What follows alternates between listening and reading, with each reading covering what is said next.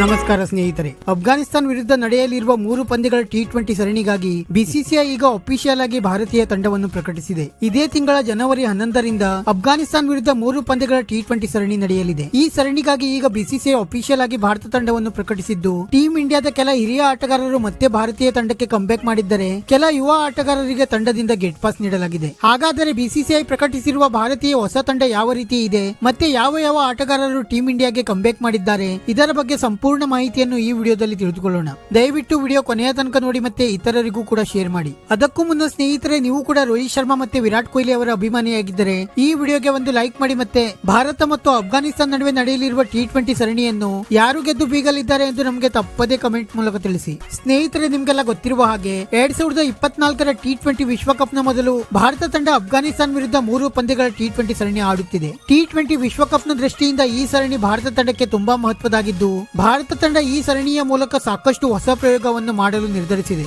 ಮತ್ತೆ ಈ ಮಹತ್ವದ ಸರಣಿಯಲ್ಲಿ ಟೀಂ ಇಂಡಿಯಾದ ಹಿರಿಯ ಆಟಗಾರರಾದ ವಿರಾಟ್ ಕೊಹ್ಲಿ ಮತ್ತೆ ರೋಹಿತ್ ಶರ್ಮಾ ಅವರಿಗೆ ಮತ್ತೆ ಟಿ20 ತಂಡದಲ್ಲಿ ಸ್ಥಾನ ನೀಡಲಾಗಿದೆ. ಕಳೆದ ಟಿ20 ವಿಶ್ವಕಪ್ ಸೋತ ಬಳಿಕ ಈ ಇಬ್ಬರು ಕೂಡ ಟಿ20 ತಂಡದಿಂದ ದೂರವಾಗಿದ್ದರು. ಆದರೆ ಈಗ ಬಹಳ ತಿಂಗಳುಗಳ ನಂತರ ಇವರಿಬ್ಬರು ಮತ್ತೆ ಭಾರತ ತಂಡಕ್ಕೆ ಕಂಬ್ಯಾಕ್ ಮಾಡಿದ್ದು, ಇದು ಟೀಂ ಇಂಡಿಯಾ ಅಭಿಮಾನಿಗಳಿಗೆ ದೊಡ್ಡ ಸಿಹಿ ಸುದ್ದಿ ಅಂತಾನೆ ಹೇಳಬಹುದಾಗಿದೆ. ಮತ್ತೆ ಈ ಸರಣಿಯಿಂದ ಟೀಂ ಇಂಡಿಯಾದ ಪ್ರಮುಖ ಆಟಗಾರರಾದ ಸೂರ್ಯಕುಮಾರ್ ಯಾದವ್ ಮತ್ತೆ ಹಾರ್ದಿಕ್ ಪಾಂಡ್ಯ ಅವರು ಗಾಯದ ಸಮಸ್ಯೆಯಿಂದ ತಂಡದಿಂದ ಹೊರಗುಳಿಯಲಿದ್ದಾರೆ. ಮತ್ತೆ ಈ ಮಹತ್ವದ ಸರಣಿಗೆ ಟೀಂ ಇಂಡಿಯಾದ ವಿಕೆಟ್ ಕೀಪರ್ ಬ್ಯಾಟ್ಸ್ಮನ್ ಆಗಿರುವ ಕನ್ನಡಿಗ ಕೆಎಲ್ ರಾಹುಲ್ ಅವರಿಗೂ ಕೂಡ ತಂಡದಿಂದ ಹೊರಗಿಡಲಾಗಿದೆ. ಹಾಗಾದರೆ ಬಿಸಿಸಿಐ ಪ್ರಕಟಿಸಿರುವ ಹೊಸ ತಂಡ ಯಾವ ರೀತಿ ಇದೆ ಎಂಬುದನ್ನು ನೋಡುವುದಾದರೆ, ಟೀಂ ಇಂಡಿಯಾದ ನಾಯಕನಾಗಿ ಇನ್ನೊಮ್ಮೆ ರೋಹಿತ್ ಶರ್ಮಾ ಅವರೇ ಮುಂದುವರಿಯಲಿದ್ದಾರೆ.